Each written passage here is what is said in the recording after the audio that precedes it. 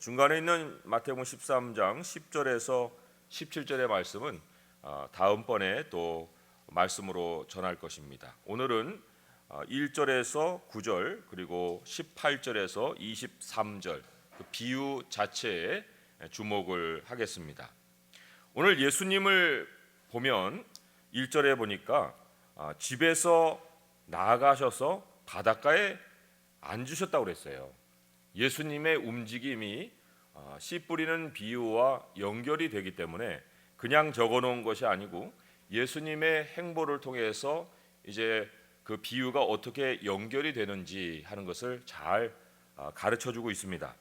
예수님이 집에서 나아가서 바닷가에 앉으심으로 인해서 일어나는 세 가지가 변화가 있습니다. 세 가지 변화. 그 말씀 자체로 보듯이 예수님의 계시던 장소가 바뀌어 있습니다. 집에서 지금 이제 야외로 바뀌어 있는 이런 상황이에요. 그리고 또 야외로 나가다 보니까 만나는 대상이 또 바뀝니다. 그 집에 계실 때에는 12장 46절에서 50절의 그 대화 속에서도 우리가 확인을 할 수 있지만은 그 집 안에는 예수님의 뜻을 행하는 제자들이 있었습니다. 그래서 집 안에서는 제자들을 만나고 계셨는데 이제 야외로 나와서 바닷가에 앉으시니까 그때는 만남의 대상이 이제 큰 무리로 바뀝니다. 그리고 가장 큰 변화는 이제 세 번째인데 그 세 번째 변화, 예수님이 가르치시는 방식이 바뀌는 거예요. 큰 무리를 이제 상대로 하다 보니 예수님의 가르침이 비유로 바뀝니다. 10절에 제자들이 이렇게 물어보잖아요. 제자들이 예수께 나와 이르되 어찌하여 그들에게 비유로 말씀하시나이까? 이렇게 질문을 하고 있습니다. 그런데 34절로 또 가보시면은 예수께서 이 모든 것을 무리에게 비유로 말씀하시고 비유가 아니면 아무것도 말씀하지 아니하셨다 하는 말씀을 또한 기록을 해서 예수님이 다른 것으로는 큰 무리들에게 가르침을 가르치지 않고 오직 비유로만 가르치셨다고 말씀하시는데 예수님의 장소가 다시 집으로 바뀌어요. 그 집으로 바뀌는 곳이 36절인데 그때에는 또한 예수님의 가르치는 방식이 제자들을 향해서는 비유가 아닌 다른 모습으로 바뀝니다. 이에 예수께서 무리를 떠나서 집에 들어가시니 제자들이 나와 이르되 밭의 가라지의 비유를 우리에게 설명하여 주소서. 집에 계셨을 때 제자들을 상대로 했을 때는 그 비유가 아니고 그 비유를 설명해 주시는 방식으로 가르침이 바뀝니다. 엠마오로 내려가는 두 제자에 대한 말씀을 요즘 새벽 예배를 통해서 새벽 기도회를 통해서 우리가 쭉 보고 있어요. 그때에도 성경을 풀어 주셨다는 말씀이 있어요. 또 성경을 자세하게 또 설명을 해주시는 그 예수님의 모습을 만날 수가 있습니다. 왜냐하면 그 대상이 제자들이기 때문에 그래요. 그런데 무리들에게는 이제 비유로만 말씀을 하셨다라고 성경이 말씀을 하고 있습니다. 여기서 우리가 예수님의 제자들이 지녔던 특권을 확인을 해볼 수가 있습니다. 제자들 하면은 이제 예수님을 따르는 자들이라고 흔히들 생각하는데 제자들은 단지 따르는 자들 그 이상입니다. 사실 따르는 것으로 얘기하면은 큰 무리도 예수님을 따르는 사람들이었습니다. 일반 무리도 오늘 보면 2절에 보니까 큰 무리가 그에게로 모여들었다. 이런 말씀도 있고 또 8장 1절에 보면 수많은 무리가 따르더라. 이런 말씀도 있어요. 그러니까 따르는 것만 갖고는 저 사람이 예수님의 제자다. 이렇게는 말씀을 드릴 수가 없는데 오늘 이 말씀을 통해서 보니까 제자들만이 갖는 특권이 또한 아주 독특합니다. 그것은 예수님과의 사적으로 만나는 장소가 있는 사람들이에요. 예수님과 집에서 대화를 나누되 아주 깊이 있는 대화를 나눌 뿐만 아니라 또한 두 번째 우리가 여기서 찾아볼 수 있는 특징은 그 사람들은 말씀을 그냥 듣고 끝나는 것이 아니라 그들이 설명을 요구하면 예수님이 그 사람들에게 그 설명을 해주시는 그 일이 있는 사람들이라는 거예요. 그래서 이제 깨달음을 얻는 사람들이 바로 제자들이라는 것입니다. 오늘 말씀 그 읽은 13장 51절에는 예수님이 이렇게 제자들에게 물어보셨어요. 이 모든 것을 깨달았느냐 하시니 대답하되 그러하오이다. 이 배후에는 만약에 그들이 예수님 요 부분은 저희가 조금 모르겠습니다, 좀 더 설명을 해줄 수 있습니까? 하면은 얼마든지 설명을 해줄 준비가 되어 있는 그런 상황이에요. 그러니까 예수님은 제자들을 굉장히 특별하게 대해 주셨다는 것입니다. 깨달을 때까지 그들에게 이제 설명을 해주실 그러한 그 준비가 되어 있는 예수님의 모습을 우리가 만날 수가 있는 것입니다. 그래서 이 무리들과 제자들의 차이가 무엇이냐 하면은, 무리는 그냥 단순히 따르는 사람들, 그런데 제자들은 하나님의 뜻을 주님으로부터 듣고 알아서 믿고 따르는 사람들이라는 거예요. 하나님의 뜻을 알고 따르는 사람들이 바로 제자들이라는 것입니다. 베드로가 예수님께 이런 아주 명언을 남긴 적이 있습니다. 제자들 아닌 다른 그 무리들, 물론 그들도 성경은 제자들이라고도 부르기도 해요. 하는데 이제 그들은 단순 따르는 제자들이었는데, 그 제자들이 예수님의 말씀을 쭉 듣더니 아이고 이런 어려운 말을 누가 알아듣겠습니까? 하고 한 사람 두 사람 이 무리 저 무리가 이제 예수님을 떠나요. 요한복음 6장에 나오는 얘기인데, 그 예수님이 그래서 12제자를 향해서도 이렇게 물어보십니다. 너희도 가려느냐? 이렇게 물어보세요. 너희도 가려느냐 했는데 베드로가 남긴 아주 멋진 대답이 있어요. 시몬 베드로가 대답하되 주여 영생의 말씀이 주께 있사오니 우리가 누구에게로 가오리까? 우리가 주는 하나님의 거룩하신 자이신 줄 믿고 알았사옵나이다. 안 떠나요. 왜 안 떠나느냐? 이 제자들은 예수님이 누구신지를 아는 사람들이었다는 것입니다.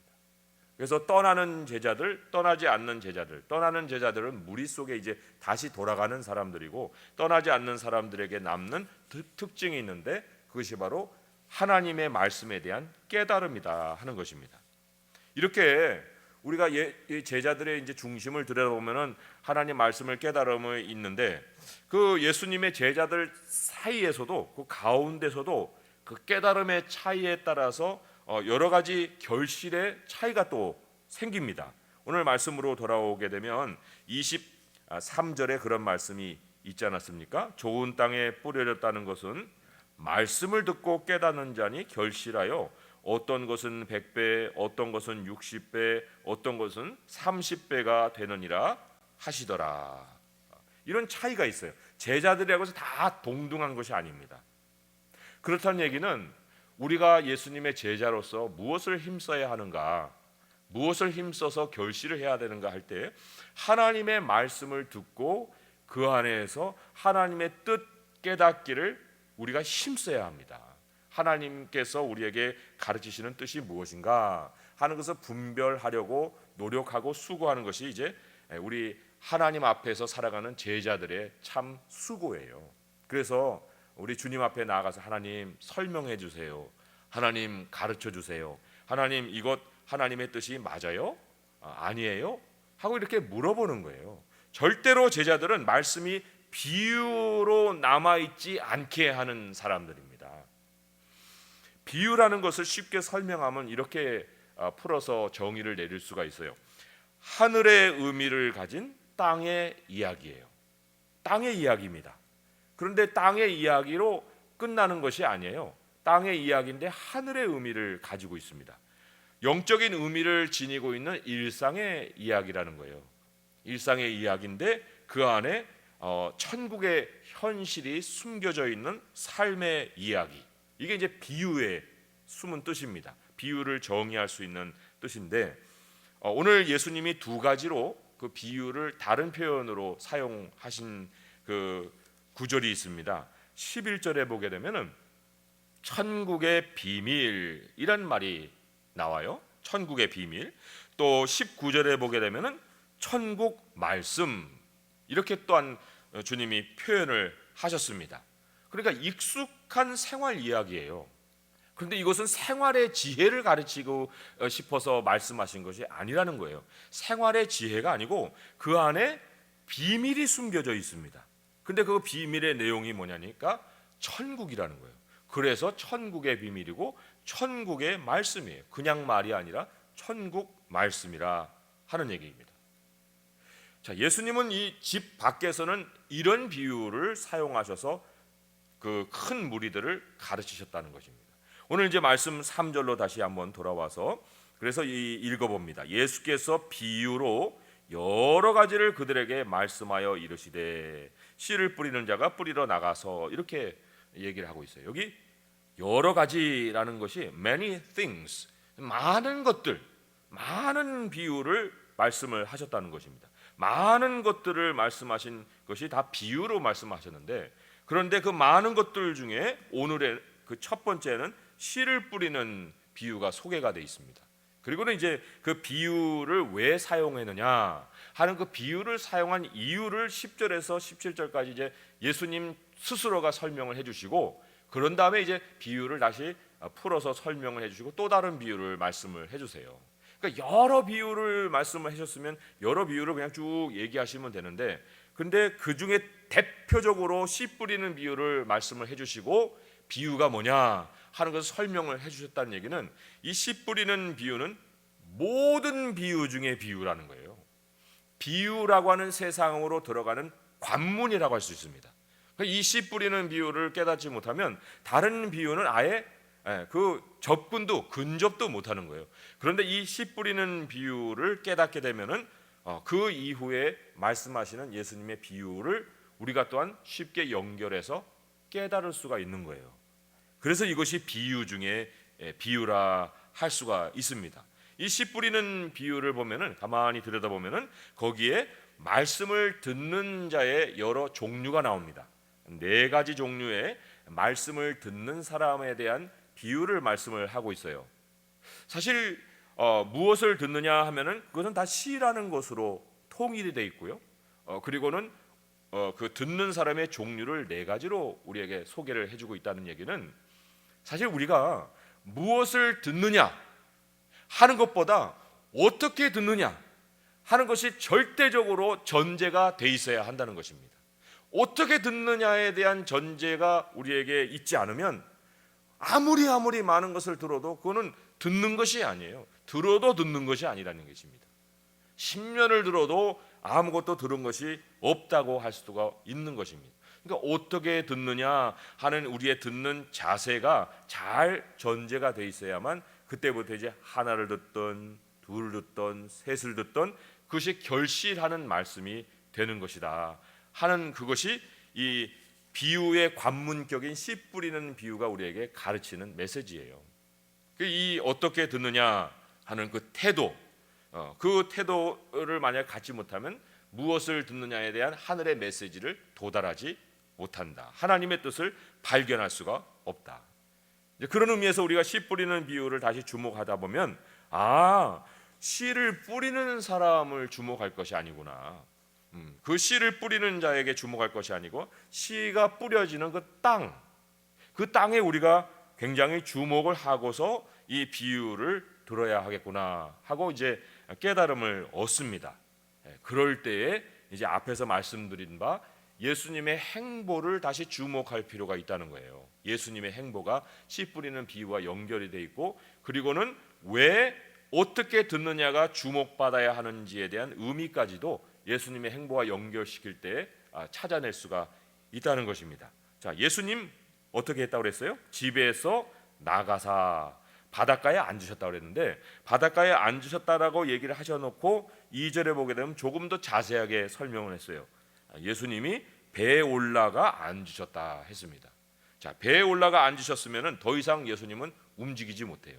배에서 뭐 걸어다니면 배가 뒤집히듯이 배는 그냥 앉아 계시는 그런 상황이고, 거기서 이제 말씀을 하시는 그거 사역을 이제 시작하시면 되는 반면에 온 무리, 큰 무리는 지금 어디에 있습니까? 2절에 보니까 온 무리는 해변에 서 있더라. 그런데 이 무리 중에 어떤 사람이 예수님의 말씀을 들으면서 뭔가 좀 더 관심을 기울이기 시작하게 되면 이거 좀 더 듣고 싶다 하면 그 사람들은 얼마든지 예수님께로 가까이 나아갈 수 있는 여지가 있는 사람들이에요. 그냥 배에 서 있는 것이 아니고 해변가에 서 있는 그런 상황이거든요. 더 가까이 나아올 수 있는 상황인 반면에 예수님은 지금 제자리에서 가르치고 계시는 그런 상황이에요. 그리고는 이제 말씀하여 이르시되 이랬는데, 오늘 씨 뿌리는 비유를 우리가 시작하는 말씀 3절 중반부터 읽어보면 예수님의 행보가 연결이 돼요. 씨를 뿌리는 자가 뿌리러 나가서 뿌릴세. 집에서 나가시는 예수님, 씨를 뿌리는 자가 뿌리러 나가는 그 씨 뿌리는 자의 모습, 그리고 이제 뿌린다 했지만 그 중심에 어떤 개념이 암시되어 있냐면은 씨 뿌리는 자가 막 돌아다니면서 뿌리는 것이 아니라 하는 얘기입니다. 그 얘기는 물론 씨를 뿌리려면은 자리를 이동하기는 해야 되죠. 그렇지만 그렇다 해서 길가에 가서 길가에다가 씨 뿌리고, 돌밭에 가다가 돌밭에다가 씨 뿌리고, 가시떨기에다가 뿌리고, 그런 식으로 의도적으로 길가나 돌밭이나 가시떨기를 찾아다니면서 뿌린 것은 아니라는 거예요. 예수님이 배에 앉아서 말씀을 넓게 선포를 하신 것처럼 큰 무리를 향해서 말씀을 굉장히 넓게 말씀을 하신 것처럼 씨 뿌리는 사람도 한 자리에서 씨를 넓게 뿌리고 있는 이런 상황을 지금 여기서 연상을 하게 해줍니다. 일부러 그 장소를 찾아간 것이 아니라는 거예요. 이런 거죠. 씨 뿌린 자가 이제 씨를 한 움큼 쥐고 한 자리에 서서 이렇게 가까운 데는 씨가 많이 떨어집니다. 밀도 있게 떨어져요. 그런 저기는 이렇게 하니까 퍼져나가잖아요. 그러니까 거기는 씨가 이렇게 모이진 않습니다. 저 멀리는 이렇게 확 뿌리는 거예요. 그러면은 길가의 씨는 그렇게 많이 떨어지지도 않고, 돌밭에 그런 거는 의도적으로 뿌린 것이 아니니까 거기에도 많은 씨가 떨어지는 것은 아니고, 가까이 있는 그 밭 안에서는 굉장히 많은 씨들이 지금 뿌려지고 이런 상황이에요. 예수님께 가까이 있는 사람들과의 그 대화 속에서 예수님이 설명을 해주신다 하는 것과, 멀리 있는 무리들에게는 비유로 말씀을 하신다는 것이 그 씨 뿌리는 그 장면을 통해서 우리에게 뭔가를 깨우쳐주고 있다는 것입니다. 가까운 땅일수록 씨가 밭에 떨어져요. 좋은 밭이라는 것이 어떤 기경을 해서 좋은 밭이 되었다 그렇게 얘기를 하지 아니하고요. 여기 보면은 씨를 뿌려서 기경을 했다는 말이 없고 그냥 씨를 뿌렸다는 얘기인데, 그 뿌린 위치가 어디냐에 따라서 그 결실이 달라지는 것을 암시를 하고 있다는 것입니다. 그래서 이것을 이제 우리가 실제 상황과 좀 연결시킨 말씀 구절 두 구절을 보니까 10절에 이런 말씀이 있죠. 제자들이 예수께 나와 이르되 어찌하여 그들에게 비유로 말씀하시나이까. 제자들은 예수님께 나왔다고 그랬어요. 해변가에 있는 사람들은 움직일 여지가 있다고 그랬잖아요. 그러니까 예수님이 비유를 말씀하시니까 가까이 있던 제자들은 더 가까이 나와서 예수님 왜 비유로 말씀을 하세요? 하고 물어볼 수도 있는 이런 상황이에요. 그리고 36절의 말씀, 이에 예수께서 무리를 떠나 집에 들어가시니 제자들이 나와 이르되 밭의 가라지의 비유를 우리에게 설명하여 주소서. 이거는 이제 더 가까이 집 속에 들어가서 이제 예수님께 물어보는 이런 상황을 우리가 볼 수가 있지 않습니까? 그러니까 듣는 자가 움직이는 거예요. 듣는 자가 움직이고 있는 거란 얘기입니다. 그래서 좋은 밭의 특성이라는 것은 그 씨 뿌리는 범위 안에서 듣고 있다는 거예요. 씨 뿌리는 범위 안에서 가까울수록 많이 떨어집니다. 그러면 우리 자신에게 한번 이제 물어볼 필요가 있습니다. 나는 어느 자리에 있는가? 그게 이제 우리의 어떤 그 육체적인 자리를 1차적으로 뭐 말을 할 수도 있겠지만은 처음으로 우리가 좀 적용해 보자. 우리의 마음의 자리는 어디 있습니까? 우리의 관심의 자리는 어디 있습니까? 하나님의 말씀을 듣고자 하는 우리의 헌신의 자리는 지금 어디에 있는가 하는 것입니다. 그것이 오늘 네 가지의 말씀 듣는 자의 그 차이 또는 종류를 말씀을 하시는 중에 우리가 이제 우리 자신도 점검하고 또 말씀 듣는 자가 어떻게 들어야 하는가 하는 것에 대한 교훈도 배우게 되는 것이에요. 자, 첫 번째로는 4절의 말씀이 이렇게 나오죠. 뿌릴새 더러는 길가에 떨어짐에 새들이 와서 먹어버렸다. 거기에다 이제 해석까지 함께 읽습니다. 19절의 말씀인데요. 아무나 천국 말씀을 듣고 깨닫지 못할 때는 악한 자가 와서 그 마음에 뿌려진 것을 빼앗나니 이는 곧 길가에 뿌려진 자다 했어요. 천국 말씀이라는 것은요, 필연적으로 외부의 공격을 받게 돼 있습니다. 외부의 압력을 받게 돼 있는 거예요. 여기 악한 자가 지금 그것을 빼앗아 간다고 했는데 영적인 현실에 그대로 노출이 돼 있습니다. 천국 말씀이 그냥 순전하게 듣는 자에게 이렇게 전달이 되는 것이 아니에요. 그거는 노리고 있는 뭔가 숨은 세력들이 있다는 것입니다. 근데 이제 무리의 가장자리에 있는 그런 사람들에게는 말씀이 떨어짐과 동시에 그 뿌려진 것을 악한 것이 와서 확 뺏어간다는 거예요. 그럼 이 어떤 종류의 사람들인가? 예수님을 지금 쫓아온 무리들인데 이런 종류의 사람들을 생각해 볼 수 있어요. 예수님이 지금 우리 동네에 오셨어. 예수님이 말씀을 해주신다는데 예수님 한번 가서 만나보고 싶네 하고 이제 막 달려갑니다. 근데 그 달려가는 사람을 그 친구가 이제 보는 거야. 이봐, 자네 어디가? 근데 막 달려가는 거예요. 그러니까 예수님을 향해 달려가는 그 사람을 또 쫓아가는 사람이 있는 거예요. 그러니까 첫 번째 사람은 예수님을 쫓아가는 거고 두 번째 사람은 예수님을 쫓아가는 그 사람을 쫓아가는 거예요. 그러니까 2차적인 관심이죠. 그리고는 이제 첫 번째 사람은 예수님이 말씀을 듣고 싶어서 가서 이제 경청을 하는데 이 두 번째 사람은 그 사람이 뭐 하는가 싶은 관심 때문에 찾아갔다가 뭐 알아듣지도 못하는 말씀을 하시니까 에이 뭐 이런 말씀이 다 있어 하고서는 그냥 뒤돌아서는 그런 사람, 이게 길가에 씨 뿌려지는 사람들이라는 거예요. 길에 들어오지도 않은 사람이에요. 길가에 있는 사람들이니까. 그러니까 그냥 들리는 말씀을 주워 담기는 하는데 그게 아무 관심이 없는 거예요. 그 말씀이 그 사람에게 행동을 일으킬 만한 동기를 주지를 못하는 사람이에요. 말씀에 대해서 아무런 액션이 없는 사람을 일컬어서 길가에 씨가 뿌려진 사람이라 할 수 있습니다.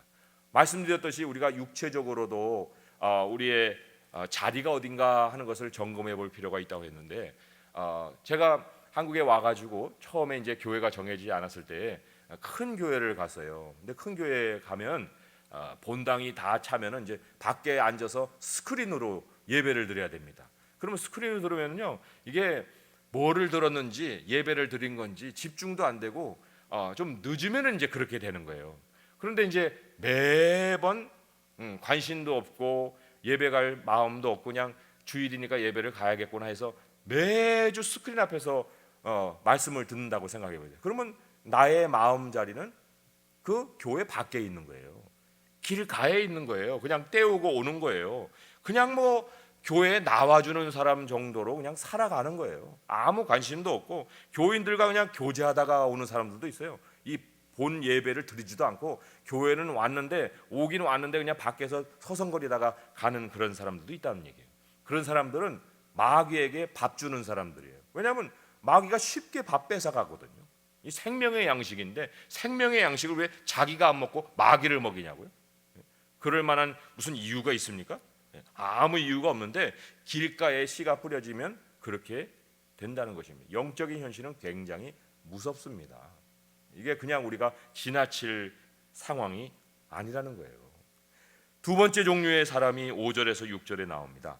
더러는 흙이 얕은 돌밭에 떨어짐에 흙이 깊지 아니하므로 곧 싹이 나오나 해가 돋은 후에 타서 뿌리가 없으므로 말랐고 이렇게 있어요. 근데 해석을 보면 20절에서 21절입니다. 돌밭에 뿌려졌다는 것은 말씀을 듣고 즉시 기쁨으로 받되 그 속에 뿌리가 없어 잠시 견디다가 말씀으로 말미암아 환난이나 박해가 일어날 때는 곧 넘어지는 자다 했어요. 어려움이 닥치면 믿음이 끝나는 거예요. 어려움이 닥치면 믿는 일 그냥 그만두는 거예요. 예를 들면 이제 해변가에 서 있는 그 무리들 가운데 이제 말씀을 듣습니다. 날씨도 좋고 바람도 솔솔 불고 기분도 좋고 예수님의 말씀도 정말 그 감미롭게 들리다가 갑자기 이제 해변에 바람이 불기 시작하는데 바람이 세집니다. 기온도 뚝 떨어집니다. 날씨가 추워집니다. 아이고 내가 왜 여기 나왔어? 그냥 집에 가버리는 거예요. 그 사람들이 돌밭에 씨 뿌려진 사람들이에요.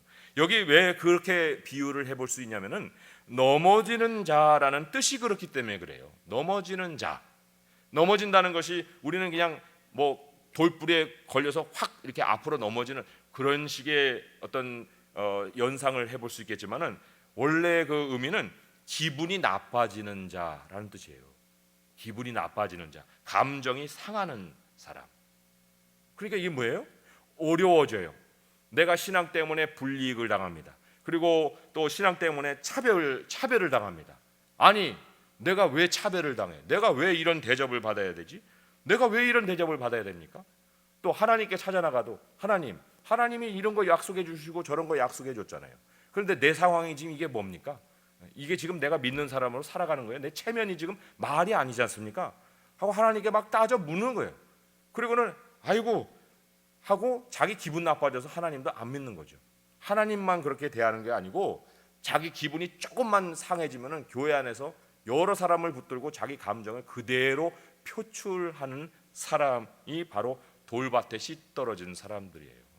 왜냐하니까 여기 이 사람 처음에는 무지무지하게 좋았습니다. 말씀을 듣고 즉시 기쁨으로 받았어요. 굉장히 감정적인 사람이에요. 그런데 그 사람에게는 뿌리가 없어요. 말씀으로 인한 느낌은 없는 거예요. 말씀이 주는 감정이 아니고 자기 감정으로 말씀을 담았을 뿐이에요.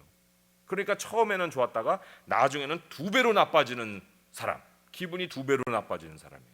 그런 사람이 바로 이 돌밭에 씨 뿌려진 사람이라 한 얘기죠. 자기 느낌대로 말씀을 해석하고 자기 느낌대로 신앙생활하고 자기 느낌대로 그냥 마음에 안 들어버리면 교회를 박차고 나갈 수 있는 그런 사람이 이 두 번째 종류의 사람이에요.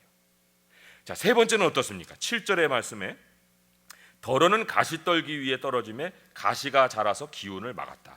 22절을 보면 해석이 나옵니다.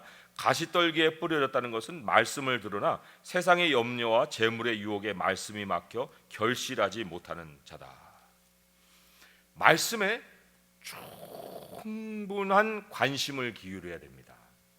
말씀에 100% 관심을 기울여야 하는 거예요. 말씀은 진지한 관심을 기울여야 합니다. 지금 이제 말씀을 전한 지 한 20-30분 됐습니다. 자, 20-30분 됐는데 그 듣는 중에 우리 성도님들의 관심이 어디 갔다 오셨습니까? 아니면 처음부터 계속 이렇게 따라오셨습니까? 이게 이제 우리들이 말씀을 듣는 관심을 어디다 두고 있느냐에 굉장한 그 차이가 생기는 것, 그 관심의 차이에 따라서 결실의 차이가 생기는 이유예요. 그런데 물론 우리가 가끔 이렇게 나갔다 오는 경우는 있어요. 왜냐하면 그런 생각을 내가 막을 수가 없으니까. 그러나 더 안 좋은 것은 관심을 다른 데 두고 말씀을 듣는 거예요. 목적을 아예 다른 데 두고 말씀을 거기다 끼워 맞추려고 하는 그런 사람입니다. 돈을 벌긴 벌어야겠고 어떤 사람이 돈을 꿔준다고는 했는데 이게 그냥 받으면 좀 찜찜하고 또 그 돈 쓰면은 하나님께서 뭐 벌을 내리실 것도 같고, 그런데 말씀을 다 들으면서 그 하나님이 좀 이것을 인정해 주시는 말씀을 좀 하지 않으실까 하는 관심을 기울여서 자기가 가지고 있는 관심사에 하나님의 말씀을 끼워 맞추려고 하는 이런 사람도 있는 거예요. 그러니까 조금 죄질이 나쁜 사람이죠. 그냥 조금 내가 방심했다가 나갔다가 들어오는 건 괜찮은데 아예 그런 관심을 끌고 들어와서 말씀을 끼워 맞추려고 하는 이런 사람. 그런데 사람의 관심을 빼앗아가는 두 도둑놈이 있습니다. 그게 뭐냐면 생활의 염려와 세상의 염려와 재물의 유혹이라 그랬어요. 이 두 가지가 말씀에 관심을 기울이지 못하게 만드는 도둑들이에요. 세상의 염려와 재물의 유혹. 근심을 못 맡기는 거예요. 하나님의 말씀을 들을 때는 모든 근심이 하나님 앞에서 다 해결되는 것 같아요. 그래서 아멘 할 때마다 이제 평안이 쌓입니다. 아멘 하면 이제 평안이 여기까지 쌓여요. 그런데 이제 밖으로 나가가지고 무슨 일이 딱 닥치면 아이고 큰일 났네. 이거 어떻게 해야 되지? 이거 안 되는 거 아니야? 어떻게 해? 늘 불안함이 또 임하는 거예요. 불과 얼마 안 된 시간 안에. 그게 참 우리 이 세상의 염려 속에 우리가 젖어 있는 모습 아니겠습니까? 우리 하나님께 내 맡겼으면 늘 불안하다가도 그 두려움이 하나님 앞에 내려줘야 되고, 내가 정말 맡기지 못한 걸 하나님께 맡기면서 여기에서 아멘 했으면 걸어 나가서 그래도 하루는 지나고 믿음 생활은 해야 될 거 아닙니까? 근데 어떻게 우리들의 생각이 그렇게 돌변을 할 수 있느냐는 거예요. 그게 내가 얼마만큼이나 진지하게 말씀을 믿음으로 받았느냐 하는 것의 차이에 있는 거예요. 진지하게 말씀을 받아야 됩니다. 이 말씀은 100% 우리의 모든 마음을 다 들여서 우리가 따라도 그 안에서 모든 것을 하나님이 주권적으로 이루어 주시는 하나님이 보장하신 말씀이에요. 그런데 왜 우리가 반은 내 생각, 반은 하나님 생각 이래야 됩니까? 또 하나는 재물의 유혹이라고 그러는데, 유혹이 속임이란 뜻이거든요. 재물은 속여요. 속입니다. 뭐 이제 문제가 터져가지고 안 되는 것 같은데, 나는 맨날 이런 문제를 가지고 살아. 그거 딱 보니까 돈 있는 사람이 보이는 거예요. 야, 저 사람은 좋겠다. 모든 걸 다 해결할 수 있잖아. 저 돈이면 다 되는 거 아니겠어? 그런데요, 그 부자 삶을 한번 가서 보세요. 그 사람은 그 사람 나름대로 또 문제가 있습니다. 돈이 모든 걸 해결해 주는 게 아니고요, 그 사람은 그것 때문에 또 골머리를 앓고 살고 있는 거예요. 그러니까 재물은 우리를 속이는 건데도 불구하고 하나님의 말씀을 듣다가도 마음이 재물 속으로 가가지고 저기 해결이 있는 거 아니야? 이렇게 돼버리는 거예요. 씨앗을 빼앗기는 거예요. 결실을 못한다고 말씀을 하고 있습니다. 그러니까 우리의 관심이 불안함에 있고 두려움에 있고 재물에 있으면 하나님의 말씀을 이루어지려고 하다가도 말씀이 기운이 막혀버려요. 아무것도 안 되는 거예요. 그런데 이제 마지막으로 우리에게 이렇게 들어야 하느니라 하고 우리 주님이 가르치신 말씀이 있어요. 8절의 말씀입니다. 더러는 좋은 땅에 떨어짐에 어떤 것은 100배, 어떤 것은 60배, 어떤 것은 30배의 결실을 하였느니라. 거기에 대한 설명이 23절에 나오죠. 좋은 땅에 뿌려졌다는 것은 말씀을 듣고 깨닫는 자니 결실하여 어떤 것은 100배, 어떤 것은 60배, 어떤 것은 30배가 되느니라. 이게 제자들이에요. 말씀을 깨닫고 듣는 것과 결실하는 것 사이에 깨달음이 있는 그 사람들, 그게 제자들이라는 거예요. 말씀에 100% 관심을 두는 사람들입니다. 100%예요. 99%도 아니에요. 100%. 100%라는 것이 무슨 뜻입니까? 100%라는 것은 하나님의 말씀을 우리의 모든 일상 생활에 적용하는 거예요. 나의 어떤 집중도만을 얘기하는 것이 아니고요, 이 시간에 30분 집중하는 것만을 100% 관심이라고 하는 것이 아니고요, 모든 하나님의 말씀을 모든 일상에 적용하는 거예요. 하나님은 모든 일에 관심을 가지고 계신다. 이만한 일에만 아니고 요만한 나의 일에도 하나님은 다 뜻을 가지고 계신다. 하나님의 관심사다, 그것이. 그래서 하나님이 설명해 주지 않는 인생이 없다. 하나님이 설명해 주는 인생을 나는 살고 있다. 그러니까 작은 문제라도 하나님의 말씀 앞에 나와서 그 말씀을 통해 나의 삶을 보고자 하는 그 사람이 100% 하나님의 말씀에 귀를 기울이고 관심을 기울이고 살아가는 사람인 거예요. 그래서 말씀을 듣고 깨닫는다는 거, 그것은 나의 생활을 향한 하나님의 뜻을 알아가는 것입니다.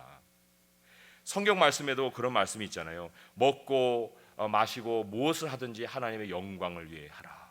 먹고 마시는 게 일상 아닙니까? 말에나 일에나 다 주 예수 그리스도의 이름으로 하라. 우리 기도의 내용이 큰 것만 있습니까? 말에나 일에나 다 그 일상이 아니겠어요? 예수님 뭐라고 해요? 내가 두드린다. 야, 같이 좀 들어가 밥 좀 먹자. 그 뭐예요? 일상을 나누자는 거예요. 밥 먹는 자리에 예수님이 오고 싶다 그러신 거예요. 그러니까 우리가 얼마만큼이나 일상에 하나님의 뜻을 모시느냐에 따라서 100배, 60배, 30배의 결실의 차이가 있는 거예요. 하나님의 뜻이 있다는 것을 모든 나의 삶 속에서 인정을 하면 내 삶이 바뀝니다. 내 삶이 하나님이 나의 삶 속에서 일하시도록 시간을 드리는 삶으로 바뀌어버려요. 나의 인생이 아니라 하나님의 시간이 흘러가는 인생으로 바뀐다는 거예요. 오늘 말씀을 조금은 더 자세하게 풀어주고 있는 말씀이 누가복음에 있어서 소개를 드립니다. 누가복음 8장 15절에 보면은 그 결실하는 사람의 과정이 조금은 더 자세하게 나와 있어요. 누가복음 8장 15절의 말씀인데 제가 찾아서 읽어봅니다.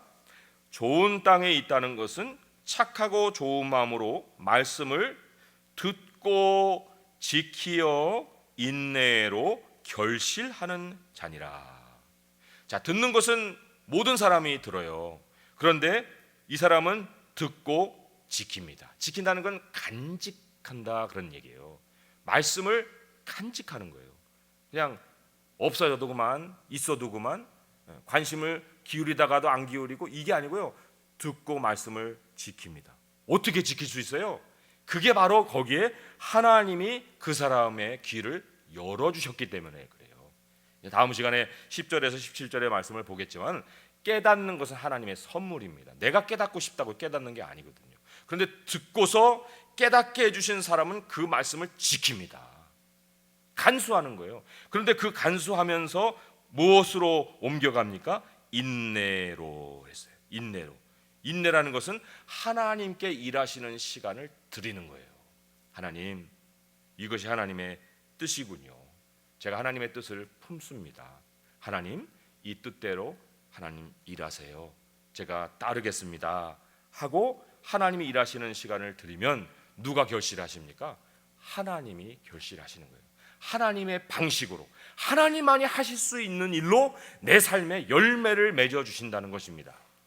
그게 우리들이 얻는 결실이에요. 하나님의 뜻을 이루는 것이 결실이에요. 그것이 얼마만큼이냐에 따라서 100% 또 100배, 60배, 30배의 차이가 있는 것입니다. 하나님께 얼마만큼이나 영광을 돌리느냐에 따라서 우리의 결실의 정도가 달라진다는 거예요.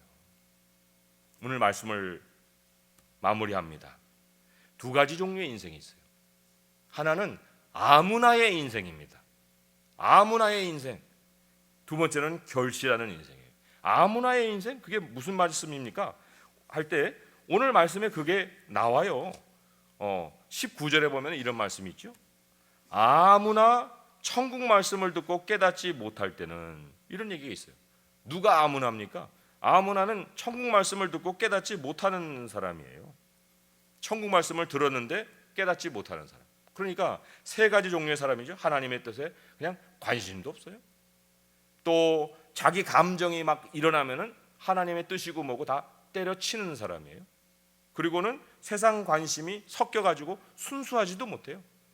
그래서 기운이, 하나님 말씀이 기운이 막혀가지고 결실도 못 보는 사람이에요. 그게 아무나의 인생이에요. 우리가 지금 여기에 아무나 인생을 살려고 이 땅에 왔습니까? 우리는 아무나 인생 살려고 이 땅에 온 게 아니에요. 얼마나 소중한 인생인지 모릅니다.